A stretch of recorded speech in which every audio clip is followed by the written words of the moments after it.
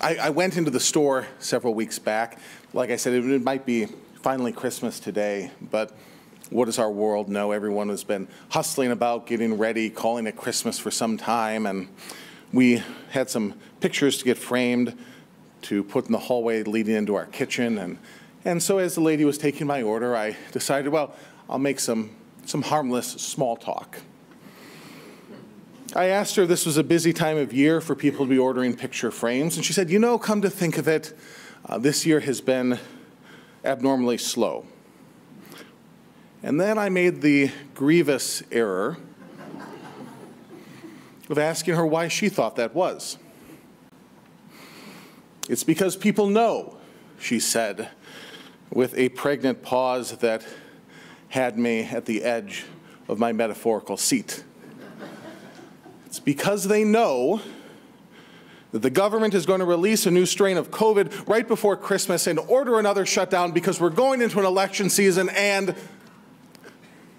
she went on, I'll spare you all of that. I began doing one of these numbers. I don't know anyone here, do I?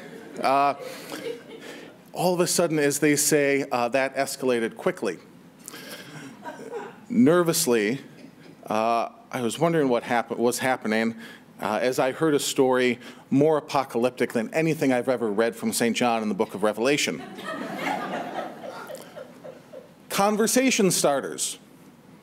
It's that time of the year when we find ourselves rubbing shoulders with all sorts of new people we might not normally be talking to. Think of your spouse's company holiday party, God forbid. Or maybe a visit with distant in-laws. Christmas dinner with your son or niece's new significant other at the table with you this year. You know what it's like when you're spending time talking with someone new. Several minutes go by, you're trying to find common ground or mutual acquaintances or the same show that you both binge watch on Netflix together, only to discover the conversation is completely unbearable. I mean, you discover that there's nothing left in your drink and you need to go refill it at the bar. Oh, shucks. The Opinion podcast recently looked at this topic in a segment on how to enjoy awkward holiday parties. They suggested introducing questions that weren't superficial into the conversation. I always know that when someone asks me what I do for a living, that conversation is very close to dying. But ask someone what their worst job was, and you'll learn about their childhood, their first jobs, and potentially you might even end up having a long conversation about the meaning of work. Try asking someone if they'd ever go on a reality TV show or what subject they wish was taught in schools, and you might just find yourself in a fascinating conversation. Truth be told, most of us, extrovert or introvert, are not great at striking up conversations with other people. And when it comes to striking up conversation with God, the scriptures tell us that we are even worse. The first recorded words from man to God are a confession of sorts. I was ashamed because I was naked and so I was hiding. Don't try that at the company Christmas party. When God sends Moses to free the Hebrew people from Egypt, God has to explain to Moses who he is, not because Moses was raised by Egyptians, but because the scriptures indicate that the people, the descendants of Abraham, Isaac, and Jacob, no longer knew or worshiped the God of their ancestors. We are told that God is attentive to their groaning, but their groaning is not directed towards him. They're just complaining. And God hears and he responds. It's God who takes the initiative. It's God who strikes up the conversation, who makes the first move. It is God who draws near to them to deliver them.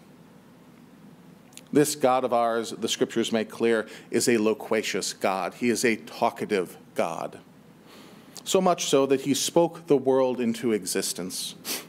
In the prologue of his gospel, St. John calls this God of ours the Word. In the beginning was the Word, and the Word was with God, and the Word was God. Words are a magnificent thing, a playground of sorts for the imagination. Is it any wonder that we are often disappointed when a favorite book becomes a major motion picture?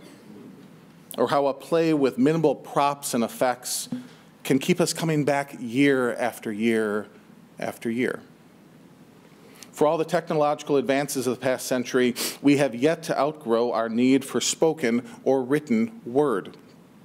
Just look at the way that podcasts and Substack have revitalized talk shows and made the concept of blogging seem relevant again. Who saw that coming? I mean, there's something both satisfying and sufficient about words. Sometimes a well-told story is even better than being there to see it firsthand.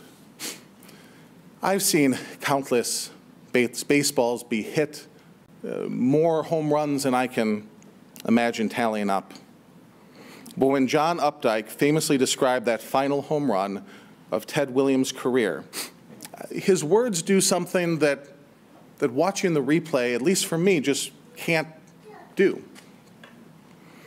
It was in the books while it was still in the sky, Updike said. And if words were all we had, then those of you who are here tonight who might be skeptical of everything going on in these readings, well, you just might be right. In an essay that appeared on Friday in the Wall Street Journal, David DeSteno suggests that believers and unbelievers alike have something to learn from the transcendence of Christmas. The awe and the beauty of a night like this, he argues, is something that pushes us to be kind, giving, and honest to those who are around us.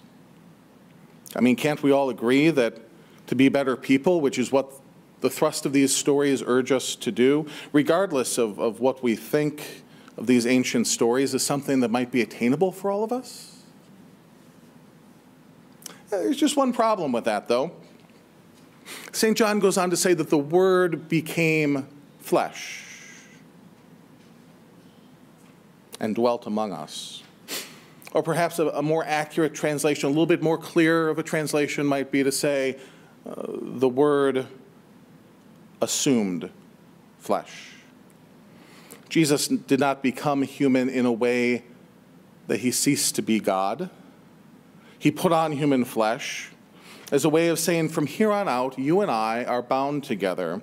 There's nowhere that you'll go that I have not already been, and there's nowhere that I will go without bringing you with me. This night is not simply about words and stories, you see. If it were, you could derive your own personal meaning from it all while laying aside the more difficult bits that don't easily align with our scientific understanding of the world. David DeSteno is right that a sense of awe will leave its imprint on us in a way that we live our lives. But a sense of awe that leaves no room for mystery is a deficient understanding of transcendence. That is why St. Paul tells Titus in our epistle reading that it is only through God's taking on flesh in Jesus that we could ever hope to lead self-controlled, upright, and godly lives in this present age. Because without a God moving across the room to us, without God bridging the gap, we would never engage him in conversation at all. The wonder of wonders tonight is that God has drawn near and that God continues to draw near. The Word that became flesh dwells with us still in the forms of bread and wine. He assumes what is of this earth to take what is of this earth and make it what he is, holy. As many as received him, John says, to them gave he power to become what he is, children of God, even to them who believe on his name. Amen.